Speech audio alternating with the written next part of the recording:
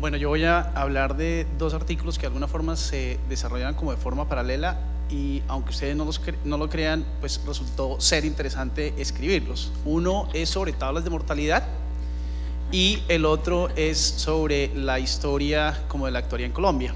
Si ustedes recuerdan, el doctor Huguito comenzó mencionando que se había ido a unos edificios de Colseguros y encontró unos libros para 1800 y 1900. Uno de los libros que encontró fue un libro pequeñito en donde estaba el cálculo de reservas de unos productos de vida de Colseguros. Y ahí de 1903 o 1905, primer actuario. Eso, entonces me lo entregó, el doctor Huguito estaba emocionado del libro. A mí no me emocionó tanto, pero al final pues fue la base del artículo. El artículo sobre tablas de mortalidad lo escribimos con dos personas más. Uno es un profesor de la Universidad de los Andes que le gusta la historia, el profesor Fabio Ortiz, y otro con una persona que ahorita está haciendo un doctorado en actuaría, precisamente en riesgo de mortalidad, Andrés Mauricio Villegas. Él es quizá el primer estudiante de doctorado en actuaría, está en Inglaterra. Y el otro lo escribió Juan Felipe Restrepo, miembro de la Asociación Colombiana de Actuarios, y también el profesor Fabio Ortiz.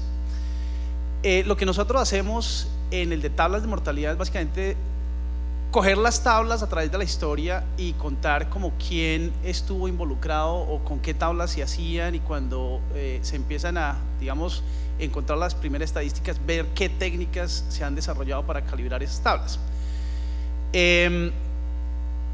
Una tabla de mortalidad, ustedes quizás lo saben, pero para los que no, es básicamente, por ejemplo, en general siempre hablamos de frecuencia y severidad. La tabla de mortalidad es básicamente la que le da como la frecuencia de cómo se mueren las personas. Entonces es una curva que más o menos le dice la probabilidad de que una persona de edad X, de edad 20, 30, 40 se muera, y eso es fundamental. Esa es como que, digamos, una de las hipótesis fundamentales para los seguros de vida y rentas vitalicias, en particular, digamos, seguros de vida a largo plazo. Lo que nosotros encontramos es que la primera tabla de mortalidad con la que se empezaban a calcular las reservas y se tarifaban los productos eran tablas americanas. Entonces este libro de Garavito, pues las reservas que menciona Garavito, utiliza unas tablas de mortalidad que en Estados Unidos se llamaban The American Experience. Entonces eran tablas adaptadas de otros países. Eso era común. De hecho, hoy tenemos unas tablas que siguen por renovar y tienen experiencia chilena en las actuales, que son las tablas, digamos, de invalidez. Después de eso, se hacían varios cálculos con esas tablas, y después lo que encontramos es que en 1930, precisamente por iniciativa de la superintendencia, el doctor Jorge Acosta, que trabajaba en la superintendencia, era el jefe de actuaría, se dio cuenta que ya las compañías tenían experiencia suficiente, digamos, como para empezar a hacer las estadísticas con datos propios locales. En esa época, digamos, aunque se utilizaban tablas de otros países, se reconocía que la experiencia de mortalidad era diferente. Entonces, por ejemplo, en las de 1903, Julio Garavito decía: mire, estas son las mejores que podemos utilizar ahora, no tenemos experiencia, pero como la mortalidad no es lo mismo, entonces tenemos que cargar las reservas en 5 o 10%. Con el tiempo, entonces la superintendencia pidieron la información y se hicieron las primeras tablas de mortalidad, que fue las que mencioné de Jorge Acosta, las primeras tablas de mortalidad con información colombiana.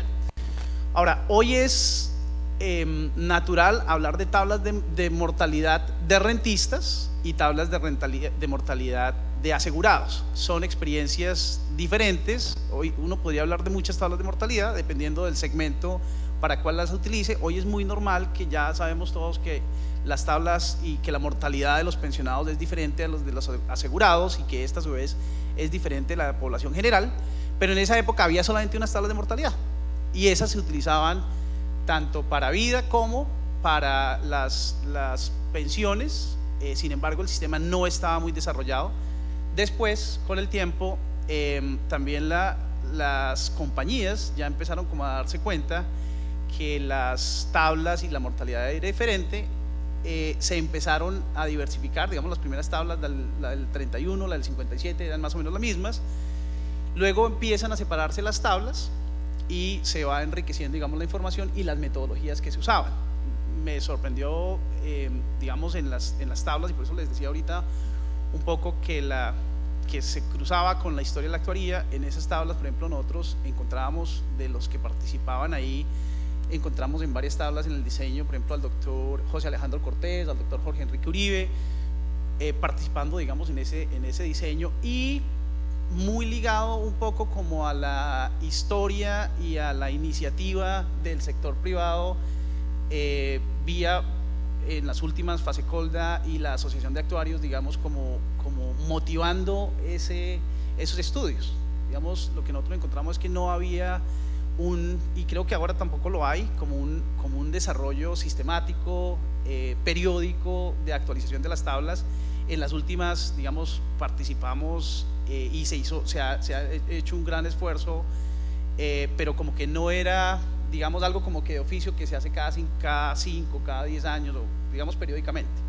Esa es como, digamos, la historia un poco de las tablas de mortalidad.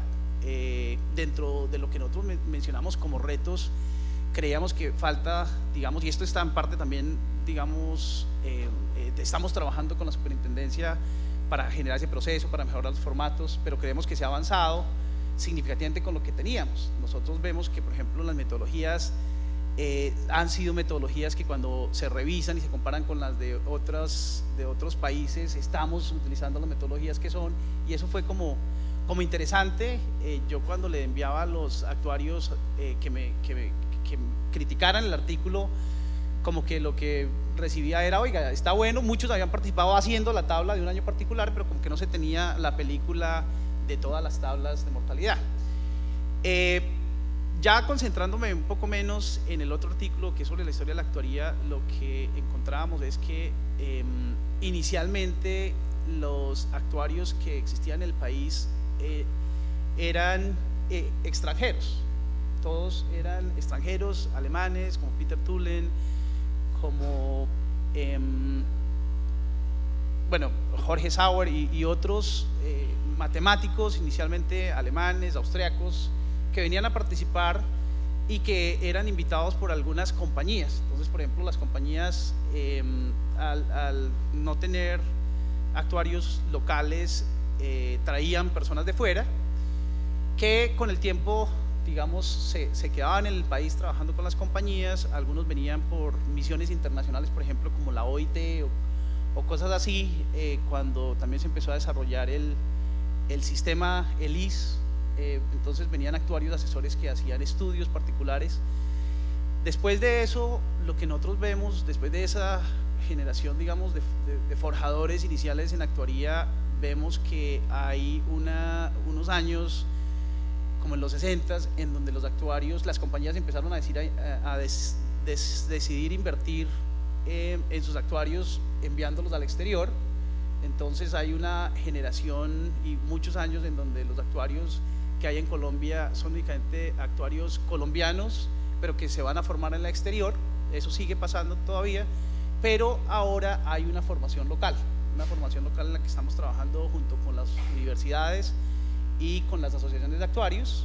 Vemos cómo entonces surgen las dos asociaciones que hay actualmente, surgen programas en la Universidad Nacional, programas en la Universidad Antonio Nariño de especialización en actuaría, algunos convenios que tiene la Universidad de los Andes con Francia.